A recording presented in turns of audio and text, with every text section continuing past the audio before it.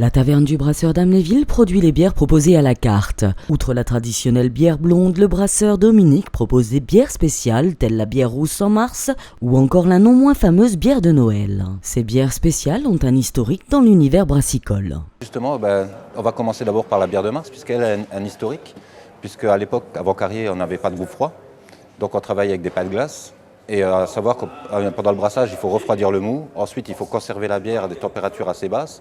Et comme on n'avait pu avoir de glace, donc la saison brassicole s'arrêtait au 29 mars. C'était la dernière bière de l'année, pour des questions d'hygiène et de technique.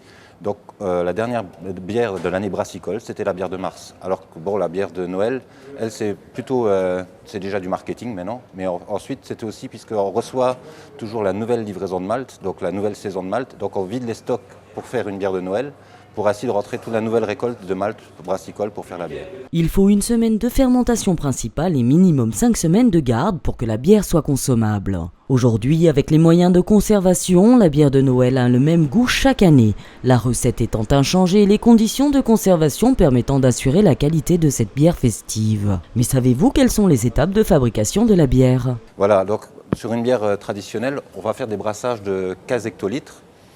Alors que sur la Noël, on va faire des brassages de 10 hectolitres. Je vais m'expliquer. Ça veut dire que déjà sur une bière blonde, on va utiliser uniquement 3 maltes. Et en fait, sur la bière de Noël, je vais utiliser un 4e malt, qui est du malt choco, puisqu'on n'utilise pas de colorant. C'est uniquement les propriétés du malt qui vont me donner la couleur. Et en fonction de ces associations, on va obtenir différentes sortes de bières. Pour la bière de Noël, je vais utiliser donc 4 maltes. Mais à la place de faire des brassages de 15 hectolitres, où je vais faire un réassage des drèches, ça veut dire qu'à la fin, au début de la filtration, j'ai énormément de sucre. Et à la fin, avec les réassages, le taux en sucre baisse.